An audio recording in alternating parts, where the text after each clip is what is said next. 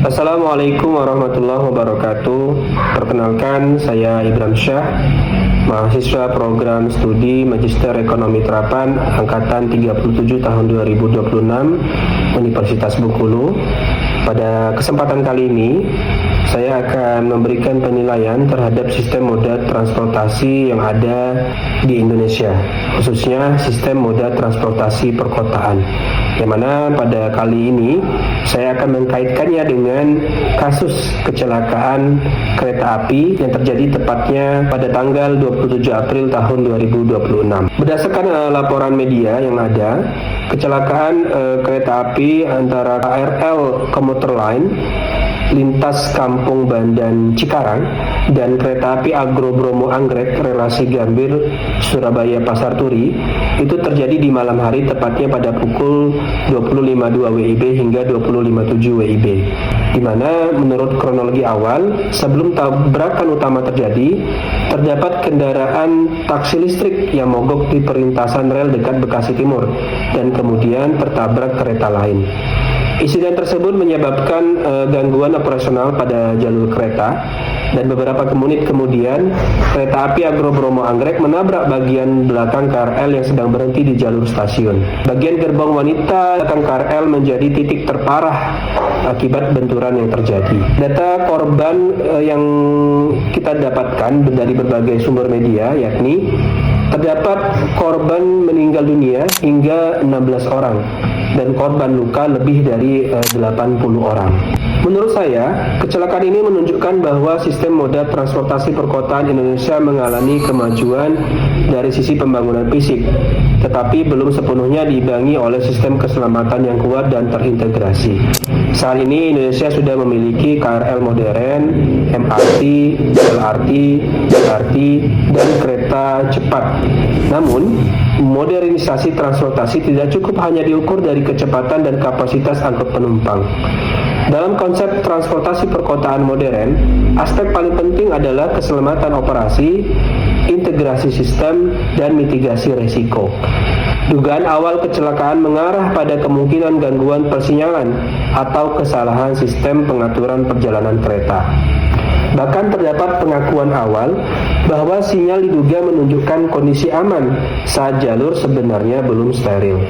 Artinya, terdapat indikasi kelemahan pada sistem kontrol operasi, sistem persinyalan, dan koordinasi perjalanan kereta.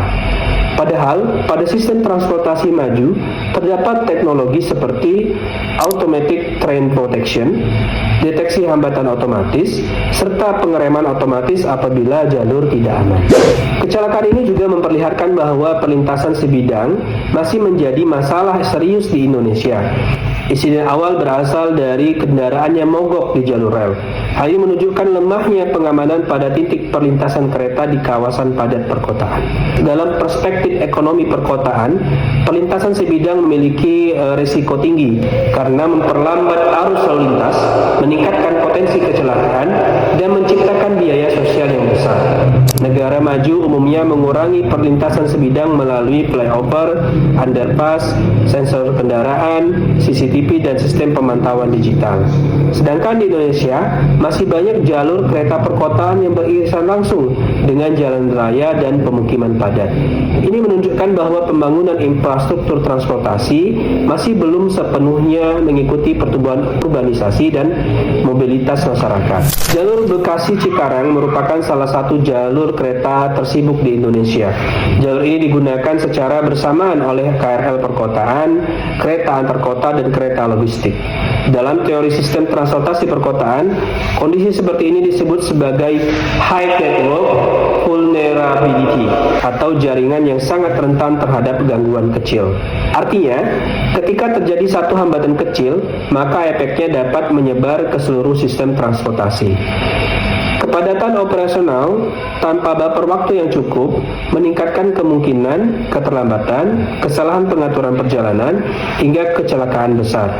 Hal ini menunjukkan bahwa peningkatan volume perjalanan kereta harus diimbangi dengan kapasitas jalur, teknologi pengendalian, dan sistem manajemen risiko yang lebih baik.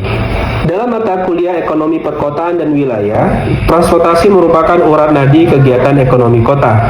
Ketika sistem transportasi terganggu, maka dampaknya sangat luas, antara lain keterlambatan pekerja, penurunan produktivitas, kemacetan tambahan, terganggunya distribusi barang, serta meningkatnya biaya ekonomi masyarakat.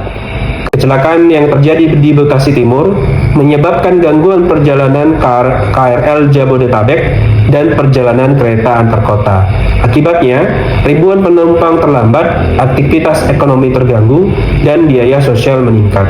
Dalam teori ekonomi perkotaan, efisiensi transportasi sangat menentukan daya saing suatu kota. Semakin efisien dan aman sistem transportasi, maka biaya mobilitas semakin rendah, produktivitas meningkat, dan pertumbuhan ekonomi wilayah menjadi lebih baik. Sebaliknya, kecelakaan transportasi menunjukkan adanya inefisiensi sistem yang menimbulkan kerugian ekonomi besar. Kecelakaan ini juga memperlihatkan pentingnya tata kelola transportasi yang profesional dan terintegrasi. Pakar transportasi bahkan menyebut bahwa kecelakaan antar kereta jarak jauh dan KRL merupakan kejadian pertama dalam sejarah perkeretaapian Indonesia dan menunjukkan perlunya audit manajerial secara serius. Artinya, tantangan transportasi Indonesia bukan hanya masalah infrastruktur, tetapi juga manajemen operasional, koordinasi antar lembaga, pengawasan keselamatan, dan budaya keselamatan transportasi. Menurut saya, terdapat beberapa langkah penting yang perlu dilakukan pemerintah dan operator transportasi. Pertama, memperkuat sistem pesinyalan dan pengendalian perjalanan berbasis digital. Kedua, mengurangi perlintasan sebidang di kawasan perkotaan melalui pembangunan flyover underpass. Ketiga, meningkatkan standar keselamatan kereta dan sistem evakuasi penumpang. Keempat, memperkuat koordinasi antar operator, pemerintah daerah, kepolisian, dan tim tanggap darurat. Kelima, meningkatkan budaya keselamatan masyarakat dalam penggunaan transportasi publik. Sebagai penutup, kecelakaan antara KRL Komuter Line dan kereta api Agro Bromo Anggrek di Bekasi Timur menjadi pelajaran penting bahwa pembangunan transportasi perkotaan tidak boleh hanya berfokus pada modernisasi fisik dan peningkatan kapasitas. Transportasi perkotaan yang baik harus aman, terintegrasi, efisien, dan mampu mendukung pertumbuhan ekonomi wilayah secara berkelanjutan. Kecelakaan ini menunjukkan bahwa keselamatan transportasi merupakan investasi penting dalam pembangunan kota modern. Karena tanpa sistem transportasi yang aman dan andal, maka efisiensi ekonomi perkotaan akan terganggu dan kualitas hidup masyarakat akan menurun.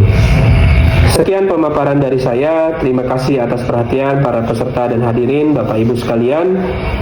Mudah-mudahan dapat bermanfaat. Wabillahi taufiq wal hidayah. Wassalamualaikum warahmatullahi wabarakatuh.